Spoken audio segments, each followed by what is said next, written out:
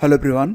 विगत 2-3 वर्षों में यूपीपीएससी का प्रश्न पूछने का जो पैटर्न है उसमें काफ़ी बड़ा बदलाव देखने को मिला है। अगर आप आर का फॉर्म भरे हैं जिसकी पुनः परीक्षा जो है वो 27 जुलाई को डिक्लेयर की गई है, तो 27 जुलाई में आपके पास समय बहुत कम बचा हुआ है, यानी कि लगभग 90 दिनों का समय है। और अगर आप सिलेबस को देखें तो ये 90 दिन बहुत ज़्यादा नहीं है। आप एक टॉपिक को, यानी कि जो अलग अलग टॉपिक हैं जहाँ से प्रश्न एग्ज़ाम में पूछे जाते हैं, एक टॉपिक पर आपको कितना समय मिल रहा है, तो 7 से 10 दिन ही आपको मिल पा रहे हैं। तो डेफिनेटली अब बुक रीडिंग का समय नहीं है, ये समय है नोट्स को पढ़ने का और साथ ही साथ जो आपके प्रैक्टिस सेट हैं, मॉक टेस्ट हैं, उन प्रश्नों को हल करने का। पीवाईक्यूज़ लगाना बिल्कुल मत भूलिएगा। पीवाईक्यूज़ बहुत इंपॉर्टेंट हैं। इससे आपको प्रश्नों की प्रकृति के बारे में पता चलता है और ये भी पता चलता है कि एग्ज़ाम में किस लेवल पर आपको तैयारी करनी है। फिलहाल यहाँ पर प्रश्न मैं जो आपके सामने रख रहा हूँ फ्रेंड्स, ये सारे प्रश्न 22 दिसंबर 2024 को यूपीपीसीएस 2024 की जो प्रारंभिक परीक्षा हुई थी वहाँ से लिए गए हैं। आपको आइडिया लगेगा कि किस प्रकार के प्रश्न अब एग्ज़ाम में पूछे जाते हैं। हालांकि फुल पेपर यानी कि जो पूरा प्रश्न पत्र है इसको ऑलरेडी मैं हल करवा चुका हूं, और अगर आप पूरा पेपर सॉल्व देखना चाहते हैं तो आप डिस्क्रिप्शन चेक कर लेना, वहां पर आपको आर के साथ यूपीपीसीएस दोनों का हल प्रश्न पत्र मिल जाएगा। आर 2023 का जो परीक्षा 2024 में 11 फरवरी को हुई थी और 2024 की पीसीएस जो परीक्षा हुई थी 22 दिसंबर को, तो दोनों का संपूर्ण हल मैंने पहले ही चैनल पर अपलोड कर रखा है। तो आइए देखते हैं कि किस प्रकार के प्रश्न एग्ज़ाम में पूछे जाते हैं, आपकी स्ट्रेटजी क्या होनी चाहिए और पर डे लगभग कितने आवर की स्टडी आपको सीरियसली अब से स्टार्ट कर देनी चाहिए। देखो फ्रेंड्स, सबसे पहले तो यही बात कर लेते हैं कि प्रतिदिन कितना समय अब आपको यहाँ पर देना चाहिए। अगर आपका टारगेट यूपीपीसीएस है या फिर आर है तो यह टाइम है बिल्कुल सीरियस स्टडी करने का। प्रतिदिन कम से कम 8 से 10 घंटे का समय तो आप ज़रूर ही निकालिए और यहाँ पर केवल एक सब्जेक्ट लेकर मत बैठिएगा। मैं यहाँ पर आपको सलाह दूंगा कि आप टाइम ब्लॉक सेट करें और टाइम ब्लॉक में आप अलग अलग जो आपके प्रश्न हैं, यानी कि अलग अलग टॉपिक आप हल करें। सुबह के समय अगर आप इतिहास पढ़ते हैं तो दोपहर समय आप भूगोल पढ़ें, और शाम के समय अगर आप हिंदी करते हैं तो रात में आप करंट अफेयर पढ़ें। और पढ़ने के बाद जो भी टॉपिक आप पढ़ पा रहे हैं, जैसे कि मान लेते हैं कि अगर आपने सिंधुकालीन सभ्यता पढ़ी है तो उसके बाद घटना चक्र खोलिए और जिसमें जितने प्रश्न आ रहे हैं वो सारे प्रश्न आप सीरियसली लगाते चले जाइए, ठीक है। और जो भी बिंदु आपको नए मिल रहे हैं या समझ में नहीं आ रहे हैं उनको क्लियर भी कर लीजिएगा। इसमें सबसे बड़ा जो आपका एसेट होगा वो आपका इंटरनेट रहेगा। इंटरनेट पर आप जैसे ही प्रश्नों को डालते हैं आपको संभावित उत्तर मिल जाते हैं। अगर हिंदी में नहीं मिल रहे हैं तो आप इंग्लिश में टाइप कीजिएगा, इंग्लिश में ज़्यादातर प्रश्नों के उत्तर मिल जाते हैं। मैंने ऐसा खुद अनुभव किया है। तो आइए शुरू करते हैं और कुछ बहुत ही महत्वपूर्ण प्रश्न देखते हैं। जैसे कि यह पहला क्वेश्चन जो कि पूछा गया था, देखो प्रश्न जो थे ना वो इस तरीके से रखे गए थे कि अभ्यर्थी जो थे वो कन्फ्यूज़ थे, और कन्फ्यूजन क्रिएट करने के लिए यूपीपीएससी ने खासा जो है यहाँ पर मेहनत की है और पैटर्न को बदला भी है। जैसे कि अब यहाँ पर देखिए 2 सूचियों के नाम दिए गए हैं, सूची 1 और सूची 2। शहर का नाम है, दूसरा है योजना बनाए जाने की अवधि, पीरियड ऑफ बीइंग प्लान्ड, ठीक है। जैसे कि आप यहाँ पर देखेंगे शहर का नाम है कांचीपुरम, जैसलमेर, कोडाई कैनाल और भिलाई। तो इनकी जो योजना थी पीरियड ऑफ बीइंग प्लान्ड, तो जिसे कांचीपुरम जो है आपको पता ही है यह एक बहुत प्राचीन शहर है, तो इसका जो उत्तर था वो मैच हो रहा था A से 4 का, ठीक है। अब यहाँ पर अगर आपको यही पता था तो बिल्कुल जो है आप यहाँ पर देखेंगे तो विकल्प सी आपका सही हो रहा था। हालांकि एलिमिनेशन मेथड इस बार काम नहीं कर रहा था। जैसे कि अगर आप दूसरा प्रश्न देखें, जैसलमेर जो शहर है यह मध्यकाल का शहर है। कोडाई कैनल ये औपनिवेशिक काल, और आप जानते हैं भिलाई जो है यह पोस्ट इंडिपेंडेंस स्वातंत्रोत्तर काल के बाद इसकी प्लानिंग जो है वो की गई थी, ठीक है। तो इस प्रकार से आपका जो विकल्प सी है सही है। अब आप देखिए कि प्रश्नों को कितने डीप तरीके से आपसे पूछा जा रहा है। और इसके बाद अगला क्वेश्चन देखते हैं। प्रश्न अगला ये पूछा गया था, सूची 1 को सूची 2 से सम्मिलित करना, यानी कि लगभग 4 प्रश्न एक साथ आपके सामने रखे जाते हैं। हाँ, ये बात अलग है कि अगर आप इन चारों में से भी कम 2 या 1 का भी अगर आपकी किस्मत अच्छी है तो एक का उत्तर भी अगर आप सही जानते हैं तो आप गेस कर सकते हैं, लेकिन कम से कम 2-3 तो कभी कभी ज़रूरी हो जाते हैं। जैसे कि प्रसिद्ध स्थानीय तूफान, famous local storm and place, यानी कि वह स्थान या क्षेत्र कौन सा है। जैसे कि आम्रवर्षा, आम्रवर्षा कहाँ पर होती है? तो देखो फ्रेंड्स, आम्रवर्षा, फूलों वाली बौछार, काल बैसाखी और लू। लू आप जानते ही हैं, यह पंजाब से बिहार तक चलती है, तो डी का एक सही है। अब यहाँ पर डी का एक में केवल एक विकल्प था, इसके आधार पर भी आप उत्तर निकाल सकते थे। अब देखेंगे, काल बैसाखी यह पश्चिम बंगाल में है, फूलों वाली जो बौछार होती है यह केरल में होती है, आम्रवर्षा यह तटीय कर्नाटक क्षेत्र में होती है। ठीक है, तो इस प्रकार से इसका जो विकल्प बी था यह करेक्ट था। आप प्रश्नों को देखिए, मैं क्योंकि उत्तर बता रहा हूँ तो आपको लग रहा होगा कि आसान है, लेकिन यकीन मानिए कि अगर आप जब परीक्षा में शामिल हुए भी रहे होंगे, उसके बाद भी अगर आप ये क्वेश्चन पेपर लेकर बैठेंगे तो उस समय अगर आपने इसका आंसर खोज भी रखा था और सारे उत्तर आपने रटे भी थे, तब भी आप इनमें से मैक्सिमम क्वेश्चन के आंसर जो है वो भूल जाएंगे। देखो, डॉक्टर APJ अब्दुल कलाम ने कहा था कि 7 दिनों में मैं 80% बातें भूल जाता हूं। तो भूल जाना कोई बुरी बात नहीं है, लेकिन अगर आप रिवीजन नहीं कर रहे हैं तो ये गलत होगा आपके साथ। अगला क्वेश्चन था कि निम्नलिखित में कौन सा युग्म सही सुमेलित नहीं है। एक युग्म इसमें ऐसा है जो कि सही सुमेलित नहीं है। जैसे कि आप देख रहे हैं, म्यांमार की जो राजधानी है यह है नायपीएडा। ठीक है, तो विकल्प ये आपका सही था। आयरलैंड की राजधानी कहाँ पर है? डबलिन है, ये भी सही है। इथोपिया की जो राजधानी है, आप जानते हैं इथोपिया की राजधानी कहाँ पर है? यह अदीस अबाबा में है। ठीक है, तो खार्तूम जो है यह राजधानी है सूडान की। ठीक है, तो यहाँ पर जो विकल्प सी था ये सही नहीं था, लेकिन हालांकि यही उत्तर था क्योंकि यही पूछा गया था कि सुमेलित कौन सा नहीं है। ओटावा जो है राजधानी है कनाडा की। ठीक है, तो जितने भी देश चर्चा में आ रहे हैं वो अभी आपके पास समय है, तो मैं आपको बता रहा हूँ, जब आप करंट अफेयर पढ़ रहे हैं, करंट अफेयर तो आप अभी से पढ़ना स्टार्ट करिए, क्योंकि अगर आप करंट अभी से नहीं पढ़ रहे हैं, लास्ट टाइम में अगर आपको लगता है कि जो मंथली आएगी, ईयरली वाली जो आती है मार्केट में किताबें, उसको पढ़ के आप करंट में सही सही कर जाएंगे, तो ऐसा हो नहीं पाएगा। 20 से 30 प्रश्न जो होंगे ये करंट पर आधारित रहेंगे, इसके लिए आपको अभी से स्टडी करनी पड़ेगी। ठीक है, तो इसमें आप बिल्कुल भी कोताही मत बरतिएगा, और लास्ट टाइम में अगर आप पढ़ भी जाएंगे ना तो आपको याद कुछ नहीं रहेगा, क्योंकि हमारा जो ह्यूमन माइंड है उसकी एक क्षमता होती है।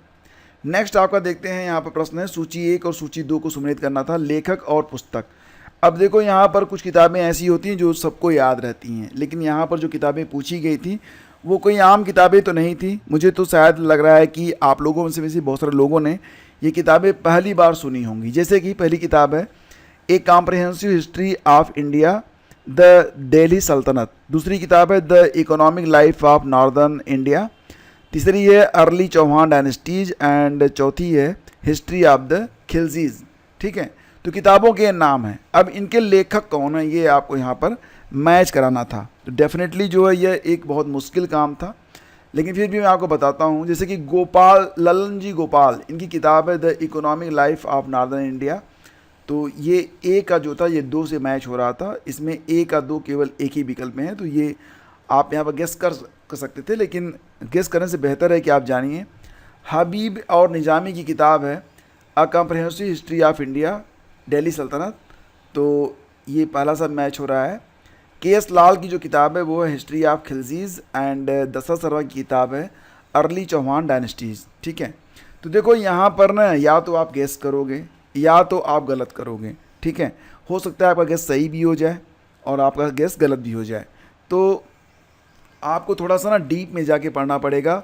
जो किताबें आप उम्मीद नहीं करते हैं, जो प्रश्न आप बिल्कुल उम्मीद नहीं करते हैं, वो प्रश्न भी अब पूछे जाते हैं। अगला क्वेश्चन देखते हैं, निम्नलिखित कथनों पर विचार करिए। बिहार में जगदीशपुर के जमींदार कुंवर सिंह ने अंग्रेजों के विरुद्ध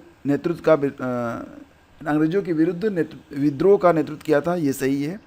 और लॉर्ड डलहौजी ने रानी लक्ष्मीबाई के दत्तक पुत्र को उत्तराधिकारी होने की मान्यता प्रदान की, यही तो कोई युद्ध का कारण था, मान्यता दी नहीं थी, तो केवल पहला विकल्प आपका यहाँ पर सही है। निम्नलिखित विदेशी यात्रियों पर विचार कीजिए और उन्हें आरोही कालक्रमानुसार व्यवस्थित कीजिए। तो यहाँ पर आप देख रहे हैं इत्सिंग, अलबरूनी, ह्वेनसांग और फायान, ये भारत कब कब आए थे उसके बारे में प्रश्न यहाँ पर पूछा गया है। तो जैसा कि आप जानते हैं, मैंने यहाँ पर इसका उत्तर पहले से लगा रखा है। इत सिंह के बारे में बात करें तो इत सिंह आया था कब? 671 एडी में आया था। 671 से 695 एडी तक रहा था। हर्षवर्धन का समय था वो। इसके बाद अलबरूनी के बारे में बात करें तो वो 1017 ईस्वी में आया था, महमूद गजनवी के साथ आया था। वैनसांग जो आया था यह हर्ष के ही शासन में 630 ईस्वी में आया था। और फायान जो था यह 399 ईस्वी में आया था। तब चंद्रगुप्त द्वितीय गुप्त वंश का शासक चंद्रगुप्त द्वितीय का शासन था, 399 ईस्वी में आया था। तो क्रम से अगर आप देखेंगे तो यहाँ पर जो क्रम बन रहा है, सबसे पहले तो फायान आता है, उसके बाद आपका वैनसांग है, फिर इत सिंह आ रहा है और फिर आ रहा है अलबरूनी। तो इस प्रकार से आपका जो उत्तर बन रहा है वो 4312 बन रहा है, 4312, जो कि विकल्प बी में दिया गया है। फिर अगला क्वेश्चन देखिए, यहाँ पर अभिकथन और कारण से संबंधित है। बलबन ने अपने शासन को सुदृढ़ बनाया और संपूर्ण सत्ता को अपने हाथों में केंद्रित कर लिया था, ये कथन है। कारण बता रहा है कि वह उत्तर पश्चिमी सीमा, ये जो सीमा है भारत की, तो इस सीमा को मंगोल आक्रमणों से सुरक्षित करना चाहता था। तो बिल्कुल सही है, कथन भी सही है, कारण भी सही है, कारण कथन की व्याख्या भी कर रहा है। तो विकल्प ए आपका यहाँ पर उत्तर है। अगला क्वेश्चन पूछा गया था, नीचे 2 कथन दिए गए हैं। कथन ये है कि शिवाजी को बड़े देशमुखों के विरोध का सामना करना पड़ा था, ये बिल्कुल सही बात है। कारण बता रहा है कि ये देशमुख स्वतंत्र मराठा राज्य के पक्ष में नहीं थे, ये भी बिल्कुल सही है। और बीजापुर के सामंत ही बने रहना चाहते थे, ये भी सही है। तो कथन और कारण दोनों सही हैं। कारण कथन की व्याख्या भी करता है, क्योंकि यही वजह थी कि शिवाजी को बड़े देशमुखों के विरोध का सामना भी करना पड़ा था। तो यहाँ पर जो आपका उत्तर है वो विकल्प ए में छिपा हुआ है। आगे बढ़ते हैं। अंडमान तथा निकोबार द्वीप समूह में निम्नलिखित में किस कारण से प्रलयंकारी प्रवाल विरंजन हुआ तथा प्रवालों की सामूहिक मृत्यु हो गई थी? आपको पता ही है कि अंडमान निकोबार द्वीप समूह में क्या हुआ था, हिंद महासागर के तापमान में 2 डिग्री सेंटीग्रेड की वृद्धि हुई थी। तो विकल्प सी आपका सही है। अब ये जो प्रवाल विरंजन होता है, ये एक तरीके से देखा जाए तो रासायनिक प्रक्रिया होती है, और जब जल में ऑक्सीजन और तापमान दोनों सही मात्रा में होते हैं तभी ये प्रवाल जो होते हैं वो सर्वाइव कर पाते हैं। अदरवाइज प्रवाल विरंजन की घटना शुरू होती है और ये मृत होने स्टार्ट हो जाते हैं। तो खैर, यह पर्यावरण के लिए एक बहुत बड़ा संकट है, लेकिन यहाँ पर बहुत डिटेल में हम नहीं जाएंगे, इस पर एक अलग क्लास में ले लूँगा आपकी। इसके बाद है अशोक के बारे में। यहाँ पर 2 कथन दिए गए हैं, कह रहे हैं कि दोनों में से कौन सा कथन सही है, कौन सा गलत है, ये आपको विचार करना है। अशोक ने धम्म की जो परिभाषा दी है वो राहुलोवाद सूत्र से ली गई है, ये बिल्कुल सही बात है। और अपने राजाभिषेक के 14वें वर्ष में अशोक ने धम्म महामात्र नामक एक नवीन प्रकार के कर्मचारी की नियुक्ति की थी, ये भी आपका सही है।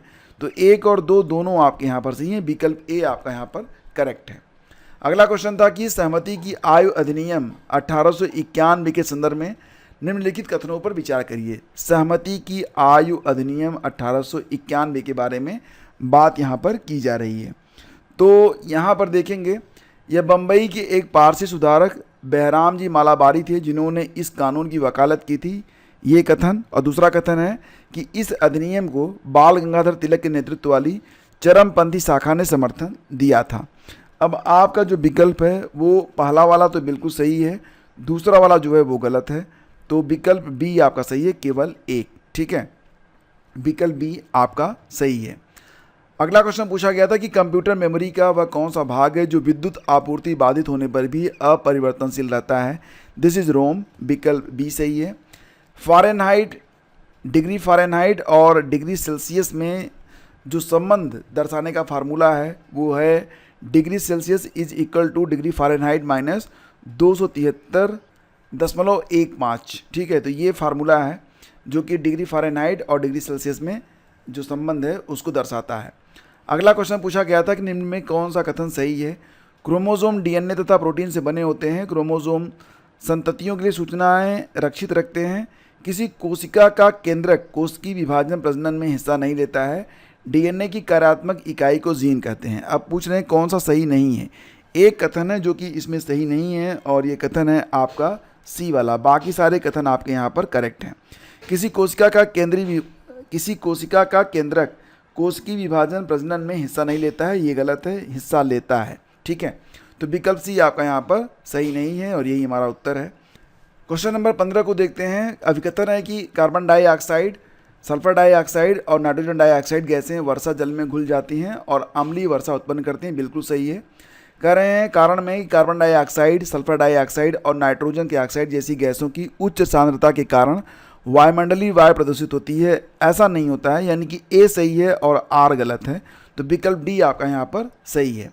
अगला क्वेश्चन पूछा था कि निम्नलिखित समूहों में किसमें केवल आगत उपकरण इनपुट डिवाइस है। देख रहे हैं आप, ये कंप्यूटर पर आधारित प्रश्न है और यहाँ से पूछा गया था कि कौन सा केवल आगत है। तो इसमें जो उत्तर बन रहा था फ्रेंड्स, माउस, कीबोर्ड और स्कैनर, माउस, कीबोर्ड और स्कैनर तीनों जो है इनपुट डिवाइस हैं। विकल्प डी आपका सही है। अगला क्वेश्चन था कि लूनर पोलर एक्सप्लोरेशन मिशन यानी कि लूपेक्स के बारे में दो कथन यहाँ पर दिए गए हैं और इसमें आपको बताना है कि सही उत्तर कौन सा होगा। यह भारत जापान के बीच संयुक्त चंद्र मिशन के लिए साझेदारी है जो भविष्य में लॉन्च किया जाएगा और कह रहे हैं कि जाक्सा मिशन के लिए लैंडर विकसित करने के लिए जिम्मेदार है, जबकि इसरो रोवर और लॉन्च वाहन को संभाल रहा है। तो 17 का जो विकल्प बी है केवल यही एक वाला सही है, यानी कि पहला ही कथन केवल आपका सही है। भारत जापान के बीच संयुक्त चंद्र मिशन के लिए साझेदारी है lunar polar exploration mission LUPEX, ठीक है। बाकी ये जो है दूसरा कथन ये आपका गलत है। अगला क्वेश्चन देखते हैं शारीरिक दंड उन्मूलन के लिए। आप देख पा रहे हैं यहाँ पर, अगर आप बहुत डीप में नहीं पढ़े होंगे तो भारत और जापान के बीच में अगर इतना ही पढ़े हैं तो दूसरे वाले को आप स्वतः ही सही मान लेंगे, लेकिन ऐसा नहीं है। यानी कि अब लाइन छोड़ छोड़ के पढ़ने का समय नहीं है। जो भी पढ़ें अच्छे से पढ़ें, या तो मतलब हल्का फुल्का पढ़ रहे हैं तो वो घातक हो सकता है। चीज़ों को अब डीप में समझने का प्रयास करें। अगला क्वेश्चन है शारीरिक दंड उन्मूलन के लिए दिशा निर्देश यानी कि GECP के संदर्भ में निम्नलिखित में कौन से कथन सही हैं। दो कथन दिए गए हैं। शारीरिक दंड उन्मूलन के लिए जो दिशा निर्देश आए हैं तो guidelines for the elimination of corporal punishment, जिसको आप GECP कहेंगे, ठीक है। तो पहला कथन है कि 26 अप्रैल 2024 को तमिलनाडु स्कूल शिक्षा विभाग ने यह दिशा निर्देश जारी किए थे। दूसरा कथन है ये दिशा निर्देश छात्रों के शारीरिक और मानसिक स्वास्थ्य की सुरक्षा पर केंद्रित हैं। तो यहाँ पर जो आपका पहला कथन है कि 26 अप्रैल 2024 को तमिलनाडु स्कूल शिक्षा विभाग ने ये दिशा निर्देश जारी किए थे, ये भी सही है। और दूसरा भी सही है कि ये दिशा निर्देश छात्रों के शारीरिक और मानसिक स्वास्थ्य की सुरक्षा पर केंद्रित हैं। अगला क्वेश्चन देखिए, यह पूछा गया था कि फ्लाई 91 के बारे में दो कथन यहाँ पर दिए गए हैं, तो इसमें से सही कौन सा है। यह भारत में शुरू की गई नई एयरलाइन है फ्लाई 91, ये बिल्कुल सही है। इसकी पहली उड़ान 18 मार्च 2024 को मनोहर अंतर्राष्ट्रीय हवाई अड्डे से स्टार्ट हुई है। दोनों कथन यहाँ पर आपके सही हैं। विकल्प डी आपका सही है। अगला क्वेश्चन था कि नेपाल भारत अंतर्राष्ट्रीय संस्कृत सम्मेलन 2024 के संदर्भ में दो कथन दिए गए थे। आप देख रहे हैं यहाँ पर जो भी प्रश्न है बहुत चर्चा में नहीं है। पहले कुछ प्रश्न होते थे जो कि मतलब बड़े हॉट टॉपिक होते थे, वहीं पर आंकड़े बदल बदल के पूछे जाते थे, लेकिन अब ये ऐसे प्रश्न हैं जिनके लिए आपको स्टडी करनी ही पड़ेगी, कोई और विकल्प यहाँ पर नहीं है। नेपाल भारत अंतर्राष्ट्रीय संस्कृत सम्मेलन 2024 के बारे में पहला कथन है यह नई दिल्ली में आयोजित किया गया था। दूसरा कथन है यह 3 दिवसीय सम्मेलन नीति अनुसंधान प्रतिष्ठान द्वारा आयोजित किया गया था। अब बताना है आपको कि इसमें सही कौन सा है, तो केवल दूसरा वाला आपका यहाँ पर सही है। विकल्प ए आपका यहाँ पर सही है। यहाँ पर दोस्तों जो पहला कथन है कि यह नई दिल्ली में आयोजित किया गया था, यह नई दिल्ली में आयोजित नहीं किया गया था, यह आयोजित किया गया था काठमांडू में, ठीक है। तो 27 से लेकर 29 मार्च 2024 को काठमांडू में यह आयोजित किया गया था। तो इसका आयोजन जो था नेपाल के काठमांडू में किया गया था। फिर देखिए अगला क्वेश्चन ये पूछा गया था कि सूची 1 को सूची 2 से सुमेलित करना था। सूची थी कि व्यक्ति और कारण, गोपी थोटाकुरा, दीपा कर्माकर, आरोह वड़जात्या और देव पटेल। यहाँ पर आपको मैच कराना है कि ये क्यों जो है संबंधित हैं। जैसे कि बात करें यहाँ पर जो आपका कोड दिया गया है उसके मुताबिक गोपी थोटाकुरा जो थे ये आपके पहले भारतीय अंतरिक्ष पर्यटक थे। बात करें दीपा कर्माकर के बारे में तो एशियाई चैंपियनशिप में स्वर्ण पदक जीतने वाली पहली भारतीय जिम्नास्ट थी। इसके बाद है आरोह वड़जात्या। तो आरोह वड़जात्या जो थे यहाँ पर भारत में जन्मे नासा वैज्ञानिक जिन्होंने आयन मंडल पर सौर कार्तवृत्त के प्रभाव का अध्ययन करने वाली टीम का नेतृत्व किया था। और देव पटेल ये तो डायरेक्टली आपका यहाँ पर मैच हो रहा है, ठीक है। तो आप यहाँ पर क्या देख रहे हैं, ये जो प्रश्न हैं और ये जो व्यक्तित्व हैं यानी कि पर्सन इन न्यूज, जिसको आप स्टार्ट में कहते हैं ना PIN, जो व्यक्ति चर्चा में हैं वो क्यों चर्चा में हैं, ये भी आपको पता होना ही चाहिए। ठीक है, तो फिलहाल फ्रेंड्स इसी प्रकार के प्रश्न एग्ज़ाम में पूछे गए थे और ये जो पूरा क्वेश्चन पेपर है इसे मैं दोबारा से आप लोगों के लिए हल करवाऊँगा और आप पहला कमेंट देख लीजिएगा, हल प्रश्न पत्र का लिंक आपको देखने को मिल जाएगा। तो फ्रेंड्स बात करते हैं कंक्लूजन के बारे में। अगर आप सीरियसली जो है RO की तैयारी कर रहे हैं तो एक बात बिल्कुल मान चलिएगा कि अब जो प्रश्नों की प्रकृति है वो बहुत ज़्यादा बदल चुकी है और अब अगर आप सिर्फ तुक्का लगाकर चाहते हैं कि आप RO की परीक्षा को क्रॉस कर लेंगे तो ये बिल्कुल भी आप इसको पास नहीं कर पाएंगे। अब आपको यहाँ पर मेहनत करना पड़ेगा।